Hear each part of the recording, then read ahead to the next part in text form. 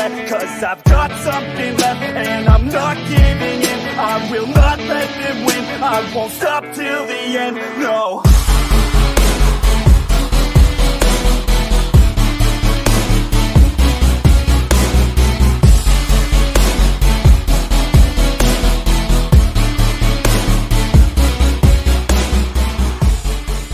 Anime Divan'dan herkese selamlar. Bugün Naruto evreninde güç sıralaması yaparken kullandığım sayıları güncelledim. Bu arada acele ettiğim için yanlış yazmışım. Chunin seviyesi 10.000 olacaktı. 1000 yazmışım. Orayı sonra düzeltirim. Neyse ben sizlere seviyeleri açıklayayım. Düşük Chunin seviyesi olmak için Ebisu'dan güçlü olmak ya da Chunin olmak gerekiyor. Chunin olan bütün karakterler en düşük bu seviyede olabilir. Sasuke'nin annesi ve Hiruzen eşi gibi hiç savaştan görmediğimiz Chuninler en düşük bu seviyede oluyor. Çocuk Itachi'nin Novel'de yumruğu ile bir kayayı yok ettiği biliniyor. Bu seviyede karakterlerin en azından bir kayayı yok edebilmesi gerek. Yüksek Chunin olmak içinse sesin dörtlüsünden güçlü veya onların seviyesinde olmak gerek. Kidomaru 2 Chunin ile savaşmanın zor bir şey olduğunu söylüyor. Bunu 2 kez belirtiyor. Bu nedenle Orochimaru'nun Sasuke ninjalarından Kimimaro hariç hepsi en yüksek bu seviyede olmalıdır. Dolaylı yoldan onlarla savaşabilen Choshi, Neji, Kiba ve Shikamaru düşük Chunin veya yüksek Chunin seviyesi olmalıdır. Kage seviyesi olabilmek için de Kage olmak veya en azından bir Kage'den güçlü olmak lazım. Destansı seviyesinde bulunan karakterler Itachi, Kabuto, Nagato, Edo Jinchurikiler ve bu karakterler ile savaşabilecek karakterlerden oluşuyor. Efsanevi seviyede Tobirama, Hashirama, Madara, Hiruzen ve Minato'dan oluşuyor. Bir de bu karakterlerin seviyesinde olanlar. 10 kuyruklu seviyesi 10 kuyruklu gibi gezegeni yok edebilecek güçte olanlardan oluşuyor. Jubi'nin Jinchurikisi olan karakterler ve onlarla savaşabilenler bu seviyede. Otsutsuki seviyesini anlatmama gerek yok. Kage seviyesindeki yaptığım açıklamanın Otsutsuki hali. Şimdi sayıları arttıran bazı güçlere bakalım. Sharingan ve Rinnegan'ın verdiği güçler ekrandaki gibi. Bu güçler göze sahip olan kullanıcının nasıl kullandığına göre değişebilir. İyi kullanamıyorsa veya çakra sıkıntısı çekiyorsa o kullanıcı için sayıyı düşürürüz. Tenseigan ve Rinne Sharingan'ın sayıları ekrandaki gibi.